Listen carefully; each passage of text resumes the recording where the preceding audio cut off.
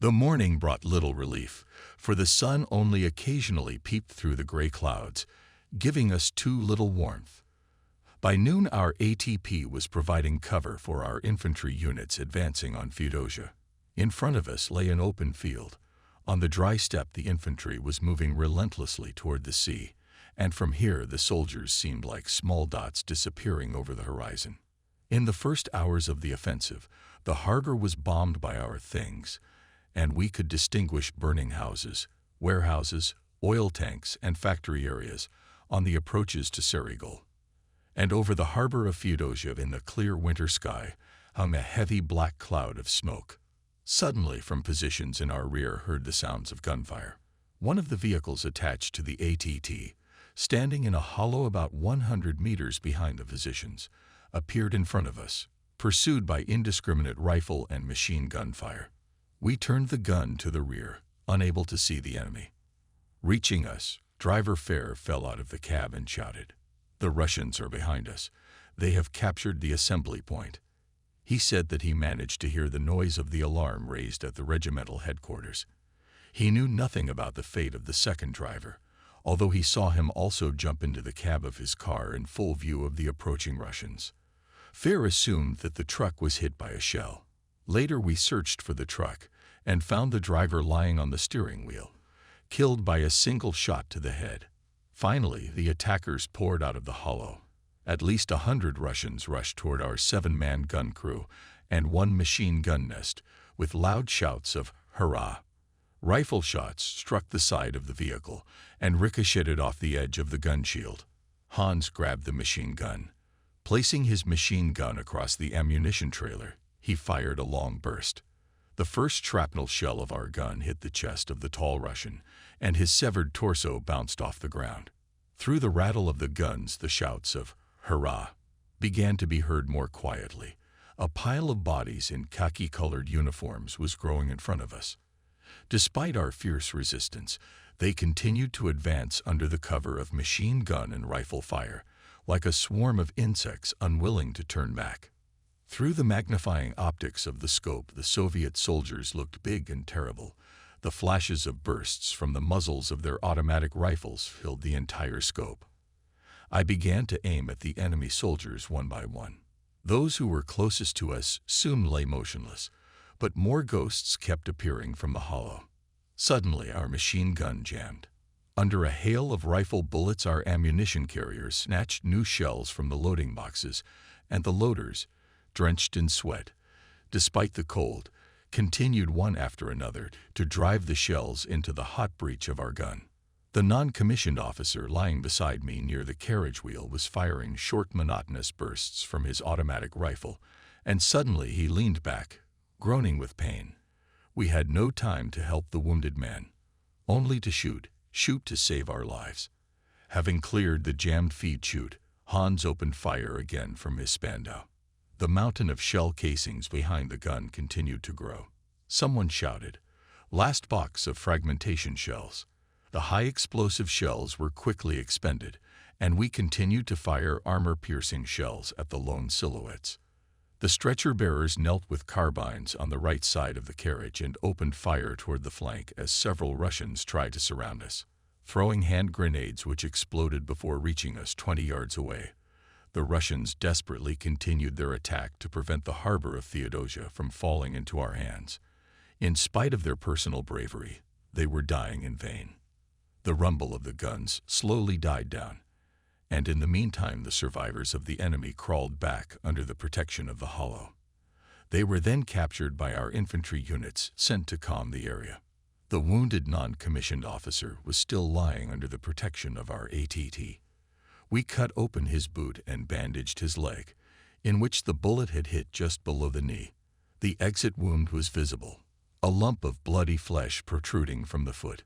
We carried the non-commissioned officer to the only surviving vehicle, and Fair drove him to the rear.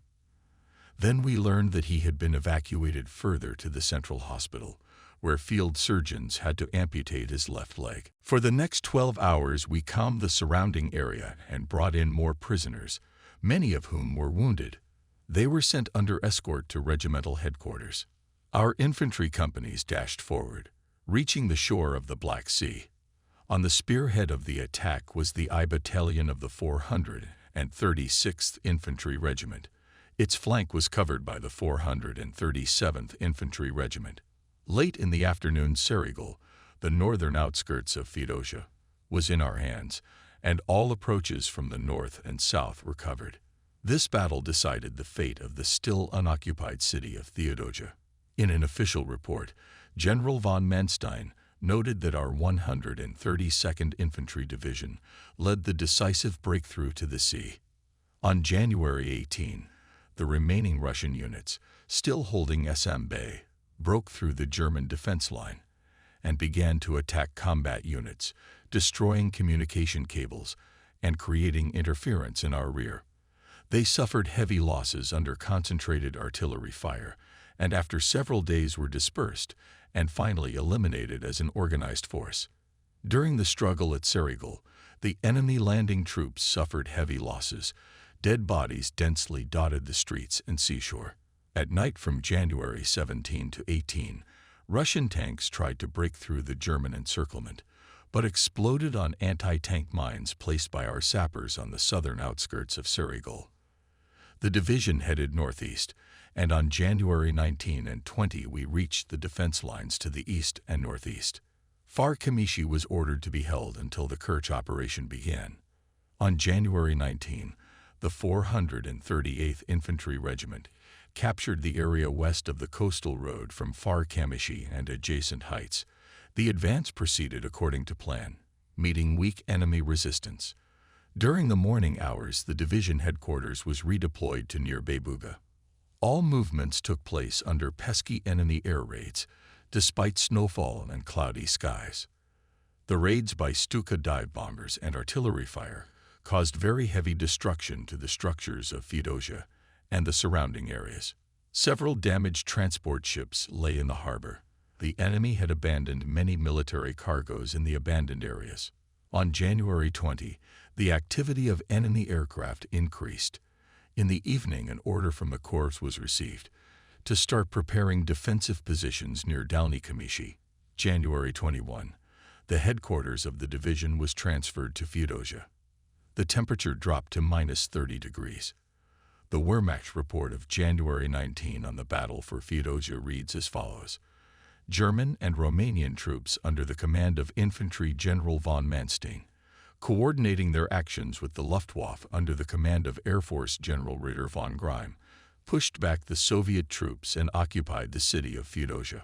4,600 people were taken prisoner, 73 armored vehicles, 77 field guns, and a large amount of war materials were captured. The successful conclusion of the battle for Feodosia eliminated any danger to the army in the Crimea. In the defense on the narrow Kerch Peninsula stood XXX Army Corps with the 132nd Infantry Division in the vanguard.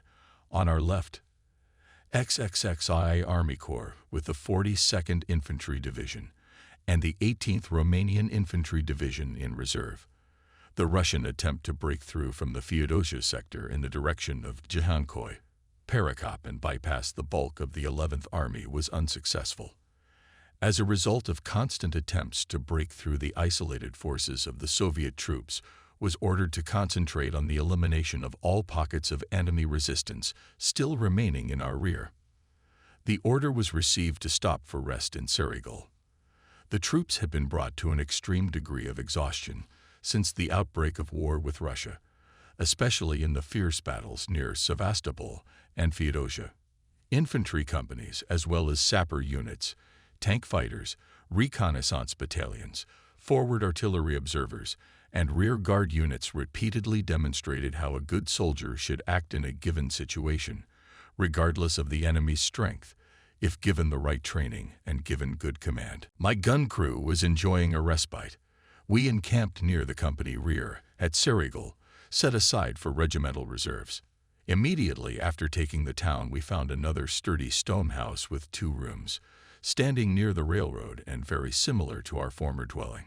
In the house lived Mamushka, a full Ukrainian woman of about 55 years of age with a rounded, cheerful face, her daughter Marusha, 35 years of age, and Pan, the master of the house, Pan, a native of the Crimea, was a man of frail build with a large, sagging patriarchal mustache, and even in warm weather he never removed his black scribbled cap.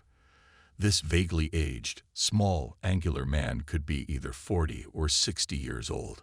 Before the road of war ran through the land of his homeland, he worked as a station master in the Feodosia branch of the railroad. We quickly became accustomed to our three hosts, who occupied the front room of the house. At the right wall of the building was a stove built of brick on lime mortar with an iron door, and the back of the room was occupied by a huge wide wooden cropt, in which all three of us slept. The second room contained two metal beds, a dark brown walnut closet, and a night table, which was enlivened by a well-tended houseplant. I allowed myself the luxury of sleeping on one of the metal beds on real mattresses, while the others settled on the floor. The house was warm and comfortable, and even the nightly thunder of Russian naval batteries of large caliber bothered us little. The only misunderstanding had to do with Mamushka. As we were carelessly hammering nails into the wall and front door of the closet to hang our flasks, cartridge tapes, and other field equipment, Mamushka began to run rapidly back and forth, shaking her handkerchief-covered head, now and then exclaiming, "Nix good. No culture." We immediately removed all the nails, and she calmed down again. We had at our disposal old-fashioned, still Tsarist times, furniture. The house had electrical wiring, but there was no electricity, so we relied on old oil lamps, typical of Russian huts, which gave a diffuse but warm light. Army rations remained sparse and monotonous. Bread rations were again cut back. With the capture of the village, we received a supplement to our rations, which now consisted mainly of canned meat. While inspecting a Russian truck, which had been partially destroyed by a hit from an assault gun shell, we found sacks of dry bread and long-smoked sausage, which tasted like the Krakow sausage familiar to us in Germany. In search of food, we searched an abandoned shack near the harbor, where we found large cardboard boxes filled with soap. On further inspection, we were surprised to find large sacks of corn and sugar hidden under a pile of soap. Having obtained such supplies, Heinz, formerly a baker in Karlsruhe, prepared a marvelous meal of sugared semolina, which we ate greedily with pieces of Russian sausage. We had enough to eat and shared it with Mamushka, Marusha, and Pan, who had no food. The news spread quickly through the company about how well our gun crew was doing, and we had a steady stream of visitors. Hans came to see me too, and we sat down and talked about our homes in Württemberg, which lay 3,000 kilometers away. We filled some empty cartridge boxes with food and sugar and hid the treasure among the stacks of shell boxes. Because we had extra rations, the company gave us the honorary title of hoarding calculation. While searching the warehouses on the pier, we came across 2 large tanks of liquid. Hoping to find fuel for our vehicles, we carefully examined these tanks. Inside, we found 3 shivering Russian soldiers who had been standing up to their shoulders in oil for several days. Assured that they would be shot immediately on capture, they preferred to die of frost or drown in the terrible conditions rather than surrender. We took them to the harbor master's headquarters, where they were given other clothing, and then left at the mercy of obscurity. One afternoon, we were inspecting an abandoned factory. As soon as I entered a long passage and moved slowly forward, a hand grenade with a hissing fuse flew out of the darkness and rolled at my feet. I instinctively threw it back with my foot into the dark room, at the same time grabbing Hans, who, unaware of what was happening, had come up behind me, and tearing him into the next room. At that instant the grenade exploded, filling the air with dust and debris. Our ears were still ringing from the explosion as we jumped to our feet with automatic rifles at the ready, as 5 Russians came stumbling toward us with their arms raised. The hand grenade rolled backwards across the corridor and exploded almost at their feet. Stunned but not wounded, they surrendered without any resistance. Sweeping through captured neighborhoods was not without risk. I derived personal satisfaction from the consciousness that, though solely responsible for the safety of my gun crew, I could have unbounded confidence in the judgment and physical ability of my comrades. This faith had been strengthened during the months at the front to the point where only death or severe wounds could shake it. After the winter battles at Feodosia from January 15 to 18, the fighting on the narrow Kerch Peninsula was reduced to trench warfare. The Russians held well-prepared positions against us.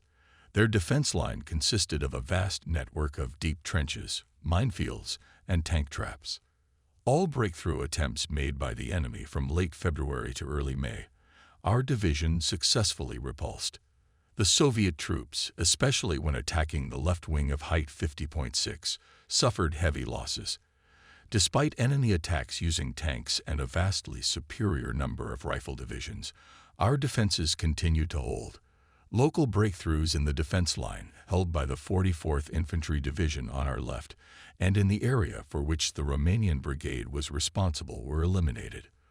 All along the Eastern Front, the Russians were trying to reclaim the territories given to the German army the previous summer and thus take the initiative away from the German forces. They also took great advantage of the fact that they continued to control the Black Sea, and our troops and positions were frequently bombarded by Soviet naval ships freely cruising the Black Sea.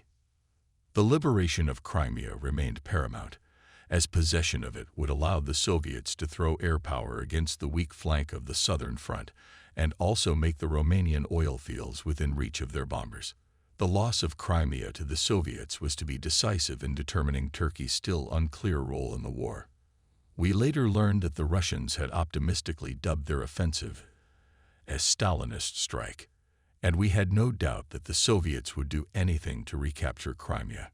Air reconnaissance revealed that the enemy was steadily building up forces on the Kerch Peninsula. The Kerch Strait was covered with ice for several weeks a year and was suitable for transportation all the way to the Caucasus. This unexpected advantage gave the Russians the ability to transport troops and ammunition from the mainland over the ice. For both German soldiers and Soviet infantry, a costly trench warfare began. Troops dug trenches and erected barriers day and night. Lack of woods made it difficult to build dugouts, and logs had to be delivered from far away, from the rear and from the Yala Mountains. The division's engineers set minefields and built a complex system of wire barriers. Thanks to the tireless efforts and physical exertion of the troops, the enemy did not succeed in their attempts to break through our positions. Last year, during our fighting for Sevastopol, the 46th Infantry Division captured the Kerch Peninsula and the port. During this period of fighting, the division was commanded by General Sponek, who, faced in December 1941 on the flank with a powerful enemy grouping, ordered the withdrawal of troops from the peninsula. This action was a direct violation of Hitler's policy of holding the invaded at all costs, so an investigation into the general's actions was ordered. Because of Sponek's independent actions, the commander of the Southern Front issued an order, henceforth categorically prohibiting any awarding of personnel of this division. This measure of mass retaliation, which we all felt was wrong, was clearly the result of a direct order from Hitler, who emphasized that troops must hold their positions at all costs and forbade the withdrawal of troops from any captured territory. The case of Count Sponek has shown us the conflict of principles in which a military leader can find himself. In this case, an experienced general took the initiative to save his troops in a ruinous situation by disobeying a sweeping order that took no account of exceptional circumstances. Sponek knew that in case of failure he risked not only his position, but also his own life. By order of the Army High Command, Sponek was relieved of his post. Tribunal chaired by Reichsmarschall Göring after a short meeting sentenced the brave and gifted officer to death. This sentence was later commuted to life imprisonment.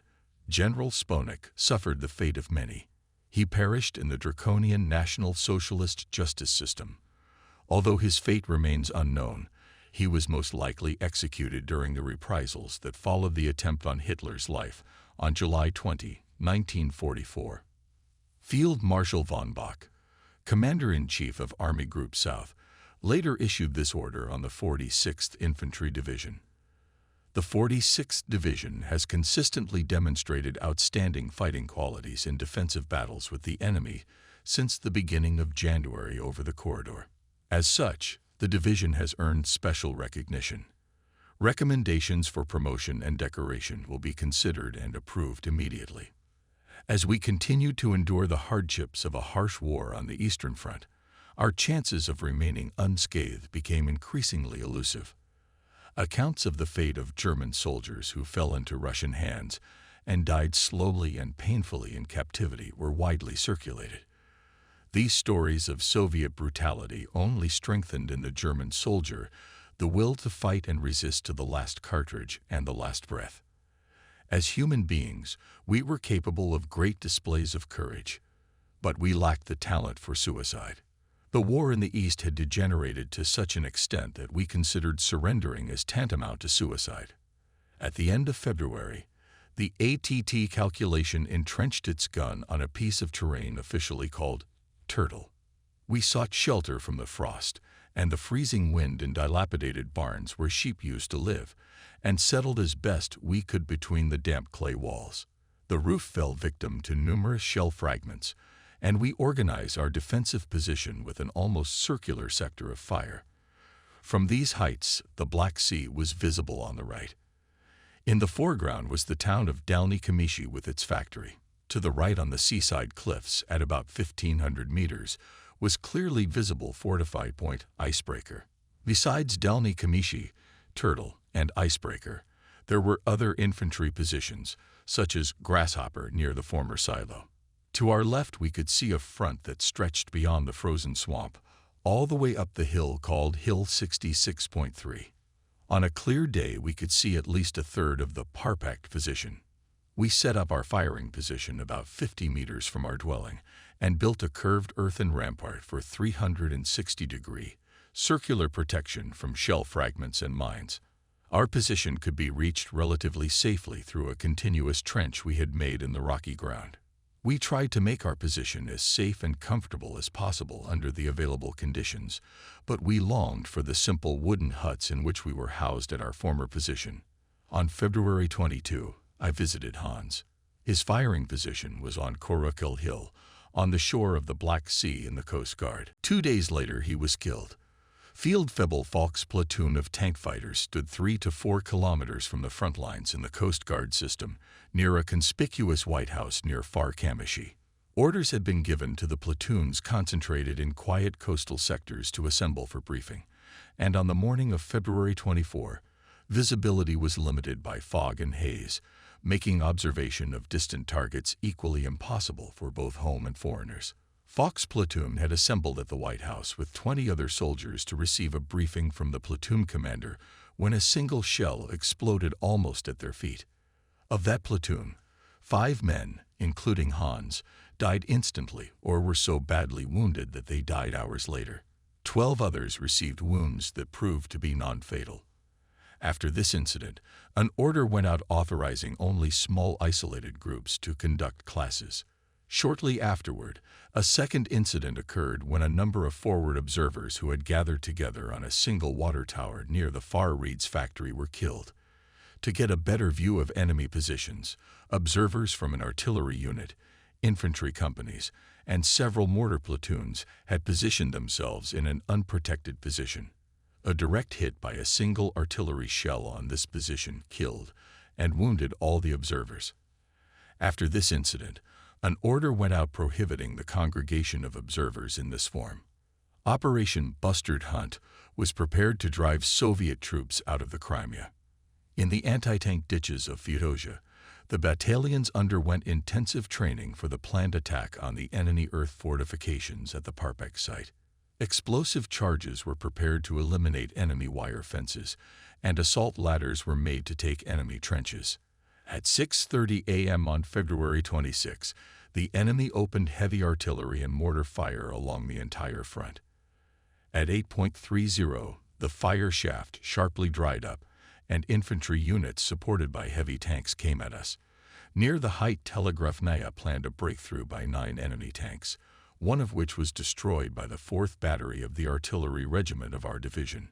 3 more tanks were put out of action by the fire of the 5th Battery.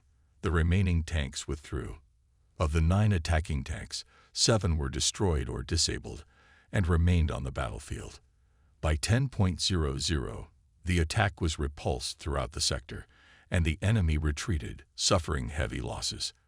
The downpour, which did not cease all night and day, gave us a great advantage while we held our defenses. The soil was soaked with water and softened to such an extent that it was possible to move only slowly and with great difficulty in the open field. At 1 p.m., the enemy troops again attempted to attack Telegrafnaya Heights. This attack was repulsed by concentrated fire. In the morning of February 27, the enemy hit the defensive line along the Parpaka with all artillery on pre-shot targets. Our positions were raided by bombers and fighter squadrons. The incessant fire on the German positions was joined by Russian gunboats and destroyers shelling the division's trenches, plant, and artillery positions in and around Delny Kamishi. Outnumbered, the Russians were trying to break through our positions. The thin strip of the German front was opposed by 7 rifle divisions and several tank brigades. In addition to these troops directly advancing on us, the Russian Army Command also held in reserve 6 or 7 rifle divisions, 1 cavalry division, and 2 tank brigades to be used to develop success in the event of a breakthrough. On March 3, 1942, the early morning sun illuminated a clear sky. Active movement of Russian troops toward Zhechint was seen, with the narrow roads clogged with trucks, marching companies, and wagons. During the night, enemy warships shelled Korakel, and in the morning hours the Russians fired about 200 medium-caliber artillery shells at the town. The rampart of fire swept along the coastal road and important positions on the railroad. After a short pause, between 12 noon and 2 p.m., heavy artillery rained down on the positions of the 5th and 6th batteries from the direction of Moscow. At the 6th battery, 1 gun was put out of action, and several numbers of the artillery crew were killed. During the night, our batteries fired 25 shells, each on the road crossing the anti-tank ditches. In the morning hours, the fire was poured on the concentrations of enemy troops. On the neighboring left sector, the enemy launched powerful air attacks. Our aviation showed itself weakly. This artillery duel resulted in 2 killed and 7 wounded on our batteries. The divisional sector soon split into a number of strongholds, for which there was a fierce struggle, and the heaviest fighting took place near heights 50.6 and 66.3, as well as in the areas Turtle and Icebreaker, which accounted for a dozen attacks a day. Many tanks were destroyed during the period from February 27 to March 3, and then when massive attacks resumed in this sector from March 13 to 20. Local breakthroughs pa Icebreaker and Turtle, and on the perimeter of the left neighboring sector, were quickly eliminated by counterattacks. Later we learned that the Russians broke through in the sector defended by the Romanian division, and this breakthrough could not stop the weakened German units on the Romanian flanks. With this situation, it became necessary to introduce a new tank division into the battle. This division was formed and equipped in France, and was largely armed with captured French tanks. The new division was scheduled to be used in the spring offensive, but now it was forced to knead deep mud to meet the Russians. A column of tankers, superbly equipped in freshly tailored winter uniforms, rumbled past our positions to engage the enemy in the distance. We could not rid ourselves of the feeling that as they rumbled past, they looked at us with disdain, sitting on top of the turrets of their iron chariots. We looked enviously at the freshly dressed troops huddled in their trenches and struggled through the mud in uniforms that had become ragged, crusty, and faded during months of brutal fighting. The rookie tank units resolutely rushed to the attack. Clanking tracks and roaring engines in the frosty air, they immediately rushed into a frontal attack on the Russian positions, but got stuck in the deep mud right in front of the enemy guns, completely vulnerable to anti-tank fire. A total of 40 tanks were lost. The rest were immediately withdrawn from the front after this disastrous experiment and sent to the rear for further training. They had to learn, just as we had done in the preceding months, the realization that something more than new uniforms and a passionate onslaught was needed to be able to survive on the Eastern Front. By harsh tradition, the infantrymen later referred to this unit as the Colonne Division, referring to the fact that it came from the west and quickly evaporated. Soon an official order was issued forbidding the use of this offensive term, and it was no longer used by infantrymen on the front lines. Not surprisingly, however, the expression could sometimes be heard from soldiers who remained in rear areas, usually beyond the reach of Russian guns. On March 23, throughout the day, the enemy attacked Icebreaker with the strength of 1 battalion. The 437th Infantry Regiment was supported by assault guns, but heavy enemy artillery and mortar fire covered the entire area of Icebreaker and the neighboring factory, forcing the infantrymen to hide in trenches and dugouts. Throughout the night, our batteries shelled the accumulations of enemy troops on the front of the Icebreaker. The enemy managed to capture the Icebreaker after the German defenders had used up all the ammunition. The powerful barrage of our artillery batteries prevented the enemy from taking advantage of this breakthrough to advance further. The Soviets suffered massive casualties and were unable to reach the anti-tank ditches east of the plant. Supported by the fire of artillery batteries and self-propelled guns, our infantry units successfully recaptured Icebreaker by evening. The 1,600 artillery shells fired by our batteries prevented further enemy advance, even though the Soviets were able to bring in reinforcements. Throughout the heavy ground fighting, air activity remained negligible, and only 1 enemy bomber and 1 Rada fighter were shot down by our anti-aircraft fire. At 4:40 a.m. on April 9, the enemy launched a surprise attack supported by heavy artillery fire, raining down a hail of shells on our positions. At 7:00 enemy artillery fire in our sector slightly weakened, although the sector on the left continued to take the full brunt of enemy attacks. Ganks were introduced into the battle, and by noon the attack had weakened. Enemy guns and numerous troop concentrations came under fire from our batteries, but in spite of heavy pressure, the enemy was able to make another attack on our fortified point, officially called Siegfried. After several attempts, this attack was dispersed by artillery and infantry fire.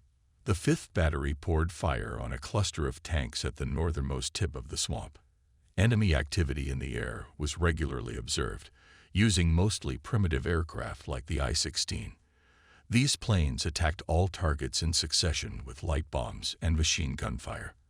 At 11:30, our Things attacked targets on the front approaches to height 66.3, and at 15:00 struck at concentrations of enemy armored vehicles.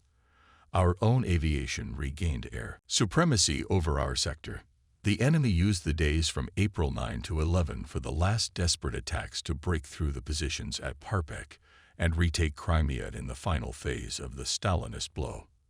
He tried to occupy the Parpek corridor with a superior force of half a dozen rifle divisions and with the help of nearly 200 tanks.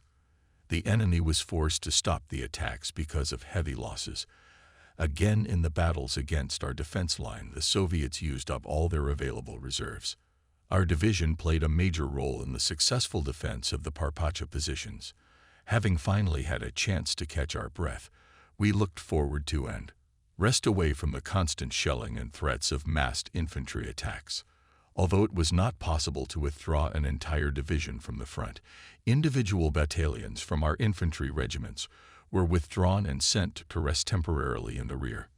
Even for those who were fortunate enough to take advantage of the respite, the pause was not long, and after a short rest all were soon back at the front.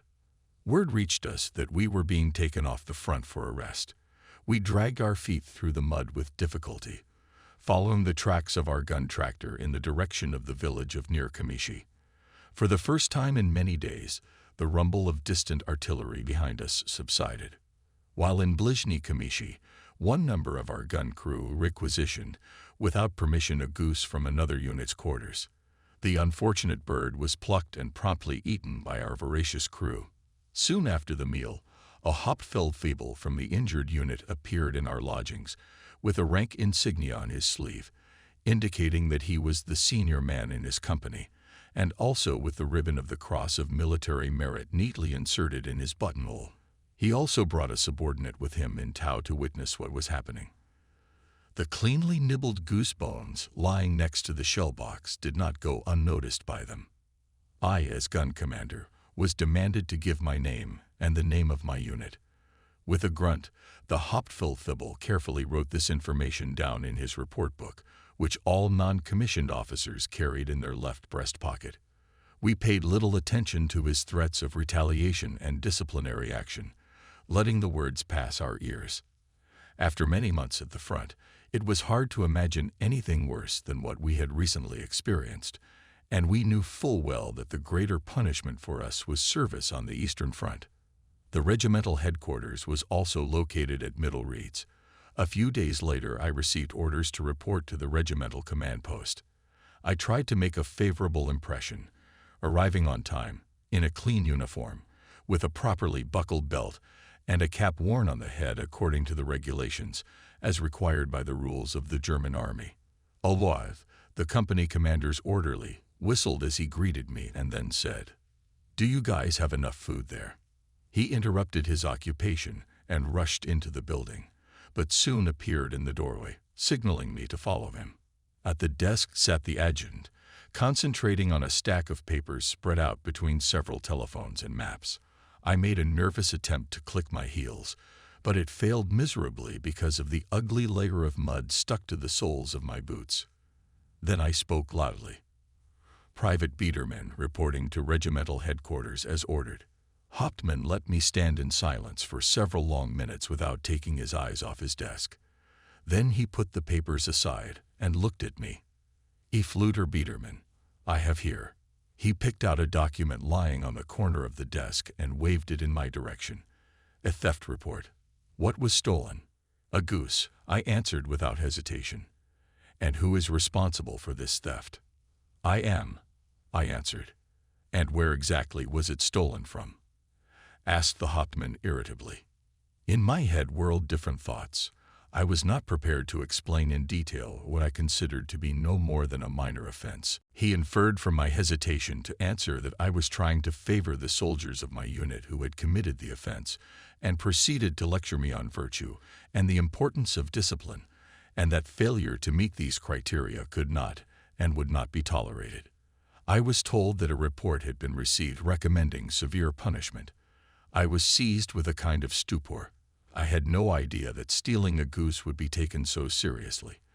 I tried to put thoughts of the severity of the punishment out of my mind, and tried to concentrate on his words, which he kept pointing at me with the familiar clarity of a Spandau machine gun. Suddenly, the Hauptmann abruptly cut short his speech, allowing silence to reign in the room for a few seconds, jumped up from the table, and smiled. "Have a seat, Fluter Biedermann," he said in a sharply changed, human tone, gesturing to a vacant chair near his desk. Alois appeared immediately with 3 small cups made of shell casings. From somewhere under the table, he took out a bottle of schnapps, filled them to the top, and we drank to our good old platoon. After a toast to the outstanding personalities familiar to both of us, and after answering questions concerning morale and supply of troops on the front line, I had to report in detail the last attempt of the enemy to break through our defenses after the capture of the icebreaker, where Field Fleet Kovacs was killed. Finally, after we drank a last toast, I was released without further threats. Months later it came to my attention that the Hauptfeldwebel had indeed demanded punishment in his report. Our Hauptmann sent the report to the proper authorities.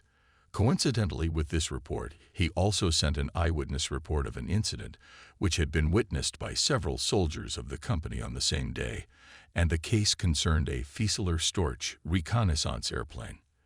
The witness claimed that he saw this plane land in a pasture in the rear of the division. Several officers jumped out of the plane and quickly loaded several sheep into the plane. The airplane immediately took off. Fortunately, the airplane number was recorded, and a subsequent cursory investigation revealed that this Fieseler Stormer was assigned to court headquarters. On receipt of this report, which also recommended punishment for those responsible for the sheep theft, the authorities closed the case, and it was never mentioned again. In April, we received a replacement on the front line. The company was withdrawn from its positions at the factory, the icebreaker, and Grasshopper, and we began to prepare to transfer firing positions to a new team from a sister regiment. Having emptied the cart of our personal belongings and light small arms, we left the ATP at the firing position and set off for Serigal. Leaving that place, we felt as if we had left a part of ourselves to the enemy. For many months, this gun served us faithfully while we dragged it in scalding heat and dust across Ukraine. In the fierce battles in which we desperately relied on its effectiveness against the advancing waves of enemy troops, this gun never failed us. It remained our faithful comrade during that winter of mud, snow, and ice near Sevastopol and Theodosia. We spent countless hours cleaning and polishing the low double-layered gun shield and the long, wide carriage. Not a crumb of dust was to be found in the barrel and on the carriage. The gun was scarred by a few deep scratches, war wounds that had been diligently welded over, and the right side of the shield, pierced by multiple pieces of shrapnel, had been patched up by the maintenance company. Several white rings painted on the barrel just behind the muzzle spoke of the destruction of an equal number of enemy tanks. I instructed the field officer of the new calculation in detail on the rules of cannon maintenance. The breech and muzzle covers must always remain in place, even in the most forward positions, to protect the delicate mechanism from dust and moisture. The weather was getting warmer, but the nights were still cold. Therefore, to avoid condensation accumulation in the barrel, the breech cover must be removed and the breech block left open overnight.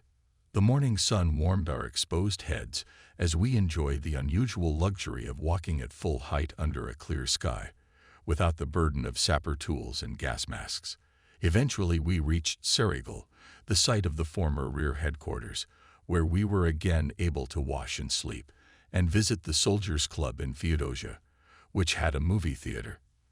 The struggle for survival at the front, living in the mud, crawling through wet, muddy trenches, or sitting curled up in dark, cold clay dugouts, all of this seemed to be behind us forever as we found a temporary illusion of peace under the spring sun in the Crimea. After a few days, we were able to relax completely without the nervous anticipation of an enemy night attack that drummed in our subconscious. The two truck drivers who had stayed in the rear with the supply men had prepared warm water and fresh clothes for our arrival. Mamushka, Marusha, and Pan greeted us with nods and smiles. Pan even took off his scribbled cap in greeting, and for the first time we saw his gray, hanging strands of hair. I reported the location of the calculation to the company's rear group. Hauptfeldfebel Creamer was at company headquarters, and company clerk Klump announced to me that nothing but the usual cleaning and maintenance of weapons had been provided for us, to which we were incredibly relieved. The next morning we were awakened by loud shouting nearby. Heinz had just brought in the coffee rations and rushed to me to inform me that the 3 Crimean hosts who had provided us with lodging had apparently had something stolen that night. I quickly pulled on my uniform and, walking down a wood-paneled corridor, found myself in the morning sun.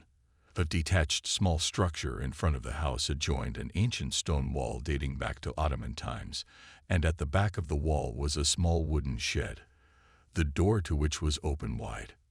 In the door stood Mamushka and Marusha crying, and Pan was walking rapidly back and forth between the shed and the road, his dirty scribbled cap pulled low over his forehead. As I approached them, the women gesticulated excitedly, pointing to the awning. When I looked inside, I saw an empty stall. The dirty floor was strewn with straw and the dung of a recently departed guest. The cow had been stolen, I heard them exclaim. I was immediately seized with sympathy for the wretched figures standing before me. The pitiful figures standing before me. They must have had only this animal, which they had so diligently tended and successfully nursed through the winter. They told me that the cow was soon to calve and give milk. The 3 had succeeded in hiding the animal from us. Probably they feared that the invaders would requisition their only and most precious possession. 8 weeks ago, when we first lodged with them, I knew nothing of the cow's existence, but vaguely recalled seeing Pan slipping into the barn with a bucket of water or a bundle of straw. I tried to reassure the unhappy people. "The cow will come back," I promised, trying to comfort them. Insulted that someone had entered the dwelling we had chosen and robbed our benefactors, we had already begun our search before noon. The 13th Company had a rear unit in the area. but questioning their field officer yielded nothing. We went through various rear units and a Coast Guard unit manning a huge shore gun, but again to no avail. We searched unsuccessfully behind fences, in ruined houses, and various dwellings scattered around the site. The cow was not to be found. Romanian troops were stationed in the western sector of the Serigul-Feodosia area. We recognized the familiar earthen embankment and tank traps that surrounded Urad in a semicircle. Walking along the embankment, we heard in the distance a soft cow mooing. Continuing along the earthen wall, we came across several cows and sheep munching on the sparse dried grass of last year and diligently searching for the first green sprouts of spring. Hiding behind dwellings along the way, we passed the grazing animals in a wide arc until we reached an embankment. The dug trenches provided us with additional cover, which we used to get within 100 meters of the animals. Leaving the cover of the embankment, we crawled near the edge of the fence and approached a small herd of about 10 cows and 50 sheep, happily grazing under the protection of 2 silent Romanian soldiers, huddled over a small fire with their backs to us. We quickly drew up a plan of attack. Hans and Wolf rushed with all their legs to the nearest cow. At first it continued to graze, seemingly oblivious to our presence, but then, noticing the intruders, it began to show signs of nervousness. The 2 crouched figures carefully and slowly drove the cow to the intended place, trying not to frighten the suspicious animal. The cow shunned the approaching foot soldiers, keeping a safe distance between herself and the 2 strangers. There were several puddles near the edge of the earth mound, which tempted the thirsty animal to come nearer, and as she approached the spot where we were hiding and lowered her head over one of the puddles, 4 pairs of hands clutched firmly at her horns. She sluggishly tried to free herself. A piece of Russian communication wire was quickly wrapped around her neck, and 2 in front and 2 behind, we began feverishly dragging and pushing the resisting animal along the embankment toward the low ground. Here we risked a quick glance over the fence. The Romanians noticed nothing. Only when we were in the safety of our bivouac did we give vent to our triumph at such prey. We stroked the wavy cow's hair and exchanged remarks on the merits of the wonderful animal, although one of the soldiers in our group, who came from a peasant family, remarked that the cow was small and skinny. In the evening twilight, Wolf and Heinz led the cow to our dwelling. Mamushka, Marusha, and Pan had already given up their hopeless search and were sitting dejectedly in the house when the 2 men stealthily led the cow into the barn and closed the door. I entered the house and astonished the owners with the message that the cow was back. All 3 hastily jumped up when I gestured for them to follow me, and stopped in amazement in front of the half-dark barn. The animal raised its muzzle and sniffed cautiously at its new owners. Then Pan excitedly explained to me that their previous cow was small and this one was big. After repeating Nikshevo and Karasho many times, I told him that he could keep this one. Tears appeared in the old man's eyes, and he tried to hug my knees, and it was only with an effort that I was able to protect myself from an unexpected, unwanted, and embarrassed display of gratitude. That evening, we joined our hosts in celebrating the cow's return with sweetened hot tea. We had requisitioned chickens, geese, and eggs from our hosts in previous months, and were now more than satisfied to be able to repay their generosity. The Crimean spring started early. In the middle of April, we moved again to permanent quarters in houses at Feodosia and Serigul, which we still had only because our driver in our absence had successfully defended the place from the encroachments of other units while we were fighting at the icebreaker, at the plant, and at altitude 66.3. The 14th Company, 437th Regiment, was now commanded by Lieutenant Zoll, a professional officer who was always attentive to the needs and problems of the infantrymen. Everyone in the company could go straight to him when needed to share problems. Once I heard David and Conrad, the 2 horsemen of our company, cursing our Berlin leadership and especially the Führer and Braun in their strong Swabian Bavarian dialect when they once again had to leave their warm apartments in Serigul because of troop redeployment.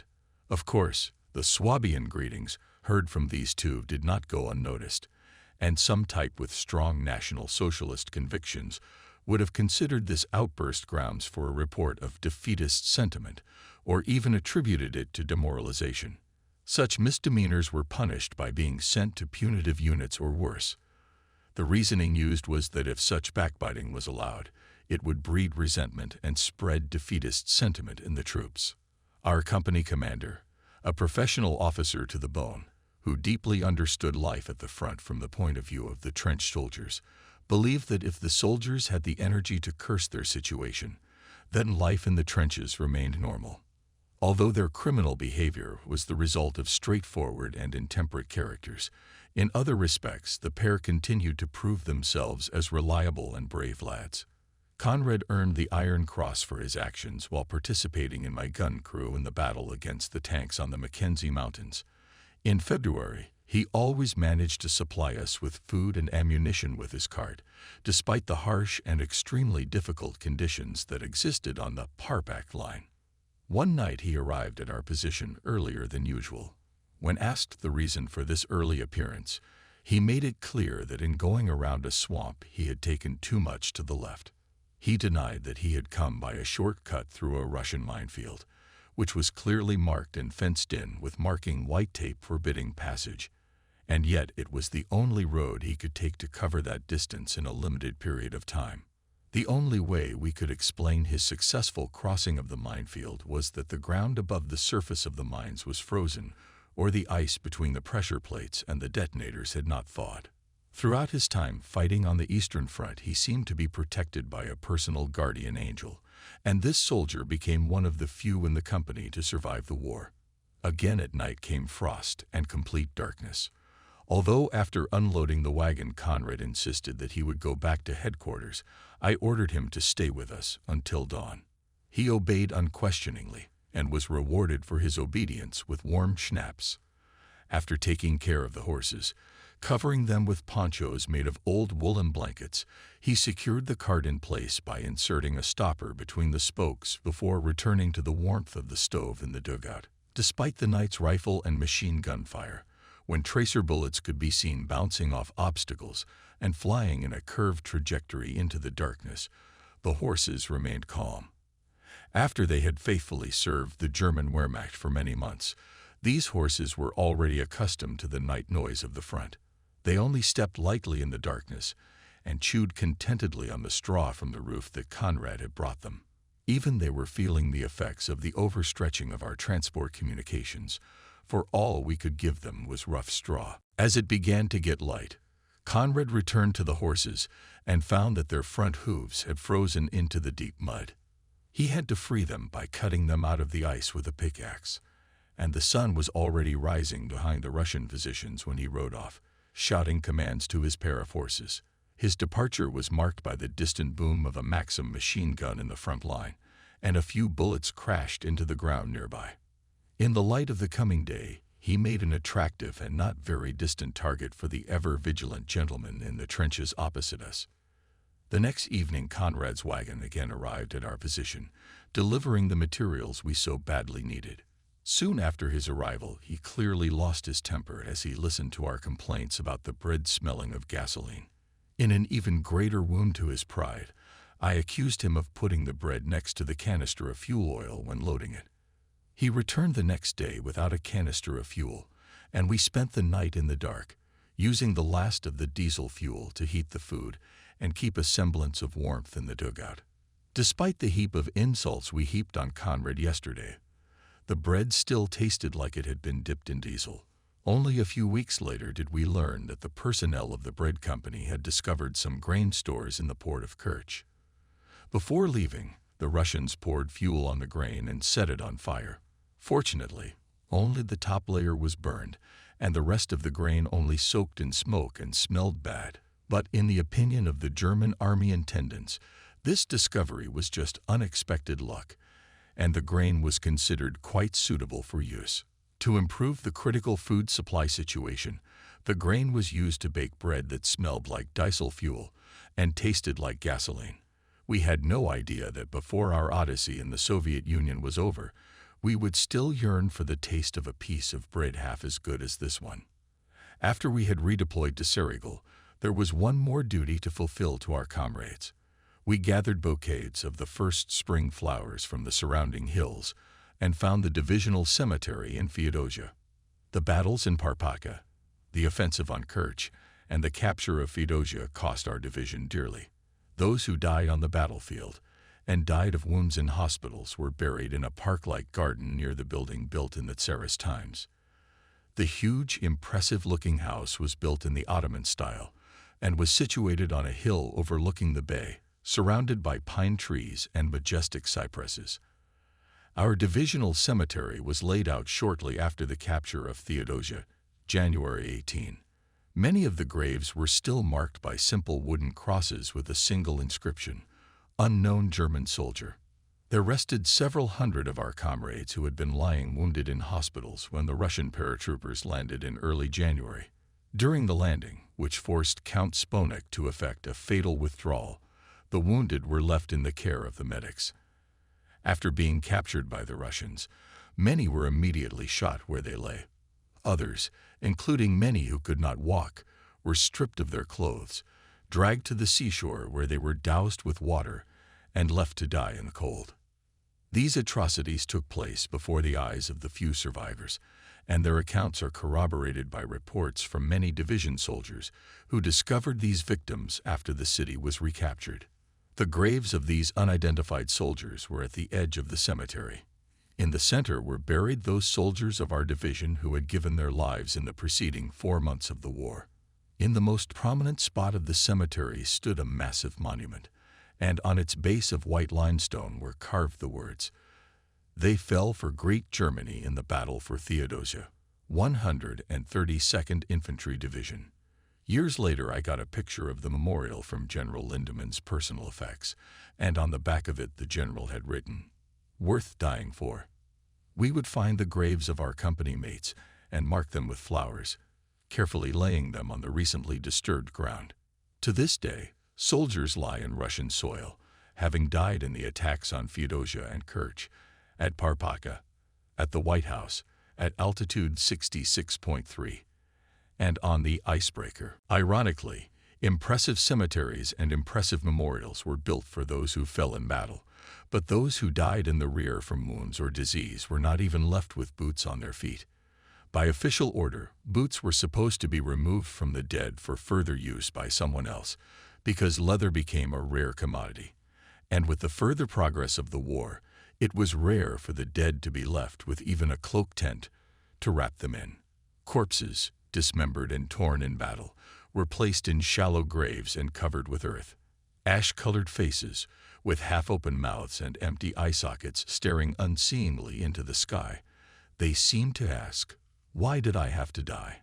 It's not like I haven't lived yet. And before my last journey, you even took the boots off my feet. My loyalty to you and my thoughts remain with you, from this grave to eternity. Therefore remain in peace, my dear friends, my faithful comrades." Having suffered a major defeat in Feodosia, the Russian 44th Army withdrew with the remnants of thoroughly battered divisions to the heavily fortified Parpaka positions, and from January 20 took refuge in a well-planned line of defense. The enemy's goal was to stop further German advance on the Parpaka positions and behind the protective barrier to reform and rearm the defeated units, as well as to deploy new divisions in preparation for a new offensive. The enemy was preparing to recapture at any cost the territory we now occupied. Sunny Crimea, the jewel of Soviet Russia, was considered strategically priceless. The plan was to cut off the German 11th Army by a blow on Perekop, encircle and destroy it, and thus make the entire German southern front falter from a blow on its exposed right flank. Recapturing Crimea was also a matter of prestige for the Soviets. With this planned strike, the Red commanders hoped to end the threat of permanent occupation of the Crimea by the German Wehrmacht and prevent its long-term presence in the Caucasus and the Black Sea. In the words of a Soviet commissar, victory in the Crimea is the key to the overall defeat of the enemy. To end the German presence in the Crimea, many troops and hundreds of armored vehicles were concentrated on the Kerch Peninsula. The enemy was confident of an undoubted victory. Since the end of January, new divisions have been moved from the Caucasus to Kerch and Kamish-Barun, with many crossing the ice to the areas of concentration. On January 25, the German forces consisted of 4 German and Romanian divisions, and against them were 2 Russian armies consisting of 9 divisions and 2 rifle brigades. By February 26, the Soviet forces had been increased to 12 rifle divisions and 1 cavalry division, with 2 rifle brigades and 2 tank brigades in reserve. Opposite the XXX Army Corps sector, which was held by a force of only 1 division, was the Russian 44th Army of 5 divisions. The battered German units, which had fought hard for Sevastopol and Feodosia, were facing a superior enemy who had brought forward fresh, fully re-equipped Russian divisions. The weeks that followed January 20 on the front remained quiet, broken only by minor sorties, which were reduced to a limited reconnaissance of the enemy's defenses, with the opponents suffering small losses. During this period, the Soviets systematically reinforced their forces. A major Russian offensive was predicted for February 23, 1942, the day of the traditional Red Army holiday. And as a special gift to the Russian people, Crimea should be returned to them. But here came and passed the predicted date.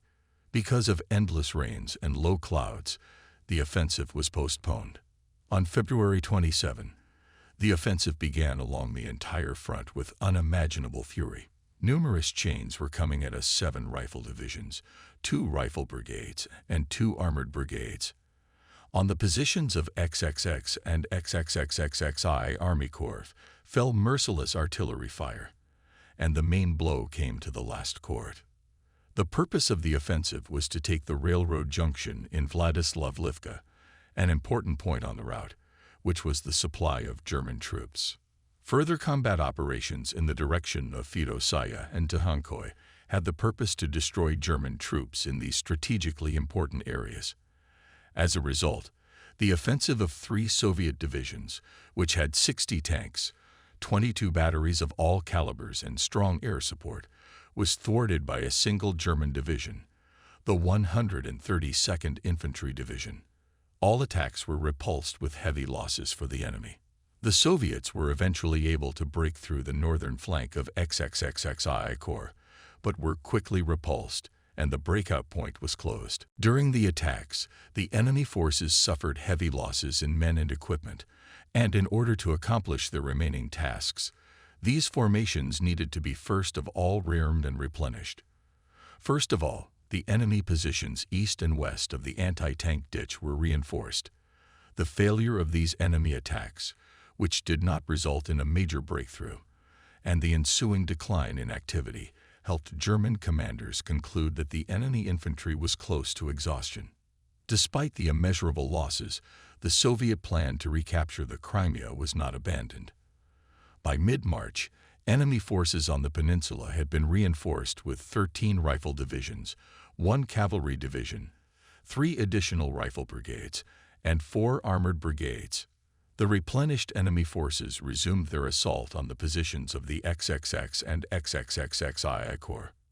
Soviet troops, now consisting of 13 rifle divisions, 3 rifle brigades, and 4 armored brigades, reinforced by powerful artillery and aviation formations, rashly rushed into the German positions without success. Tattered German defense line, although not receiving reinforcements, continued to hold. Fresh Anglo-American influence on the course of the war became more evident. New American-made vehicles were seen in large numbers. On medical supplies captured from Soviet units, the names and labeling were in English. Despite the impressive aid coming from the other side of the Atlantic, the situation did not change. Prisoners of war and deserters repeatedly claimed that the Russian soldiers had lost faith in victory, and that the task of liberating Crimea, set by Stalin personally, must be accomplished at any cost. Therefore, chains of Soviet soldiers continued to attack German trenches, energized by a combination of fervent patriotism and fear of the political commissars.